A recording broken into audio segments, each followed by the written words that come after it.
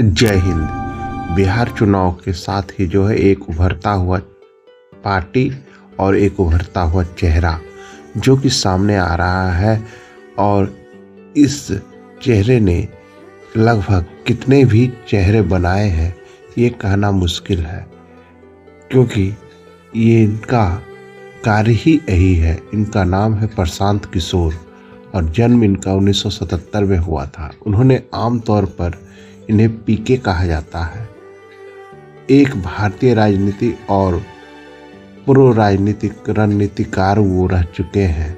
उन्होंने 8 वर्षों तक एक संयुक्त राष्ट्र समर्थित सार्वजनिक स्वास्थ्य कार्यक्रम में कार्य किया। उसके बाद भारतीय राजनीति में वो प्रवेश कर गए और राजनीतिक रणनीतिकार के रूप में कार्य किया। इसके बाद वो लगातार रणनीतिकार के रूप में कई चेहरों को भारत में जो है सामने लाए। प्रशांत किशोर का राजनीतिक कैरियर एक चुनावी रणनीतिकार के रूप में शुरू हुआ था। उस समय 2011 जिस समय की जो है 2012 में गुजरात में एक विधानसभा चुनाव हुआ, जब नरेंद्र मोदी को वो सामने लाए। उसके बाद 2014 में नरेंद्र मोदी को वो प्रधानमंत्री बनाने में सफल हुए। एक रणनीतिकार के रूप में वो कार्य करते रहे। 2014 में ही प्रशांत किशोर ने सिटीजन फॉर अकाउंटेबल गवर्नेंस की स्थापना की, यानी CAG की स्थापना की। इसके बाद उन्होंने कांग्रेस, जनता दल यूनाइटेड, तृणमूल कांग्रेस और DMK सहित कई दलों के लिए काम किया। यहाँ तक कि आपके अरविंद केजरीवाल का भी चेहरा दिल्ली में वो लाने में सफल रहे। उनका कार्य केवल चुनावी रणनीति तैयार करना है और चुनावी रणनीति में किस प्रकार को पार्टी को जीत दिलाना है, इसी पर वो कार्य करते हैं। इसके बाद अक्टूबर 2018 में वो जनता दल यूनाइटेड में शामिल हुए और उन्हें पार्टी का उपाध्यक्ष बनाया गया।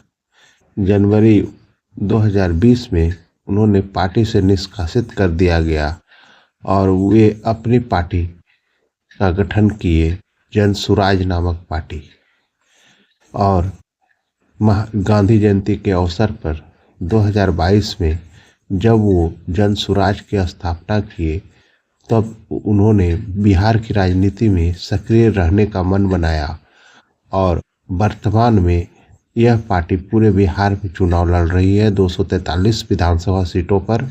और इसमें अब देखना है कि जो बड़े बड़े चेहरे को सामने लाए, जिस समय कि कहा जाए कि प्रधानमंत्री मोदी जी को गुजरात में मुख्यमंत्री से लेके भारत के प्रधानमंत्री तक वो बनाए, अरविंद केजरीवाल का चेहरा लाए।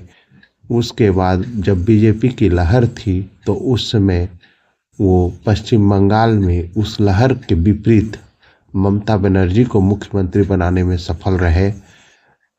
तो इस प्रकार अगर कहा जाए तो कई बार उन्होंने ऐसे कार्यों को किया है जो लोगों को सोचने पर मजबूर कर देती है कि इस लहर में आखिर ये कैसे निकल गया।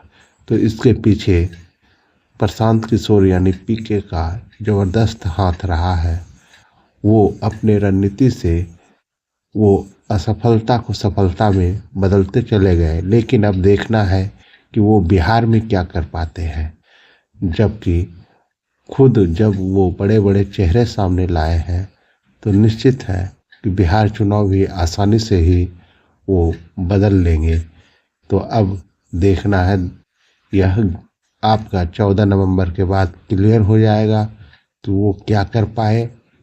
जो बीजेपी, उसका जदयू, कांग्रेस, आप आदि के DMK आदि के चेहरों को जो है उभारा और इस पार्टी को एक उच्च स्तर पर पहुंचाया, तो वे अपने पार्टी जनसुराज को कहां तक ले, किस हद तक सफलता को दिलाते हैं, ये आने वाला समय बताएगा। जय हिंद।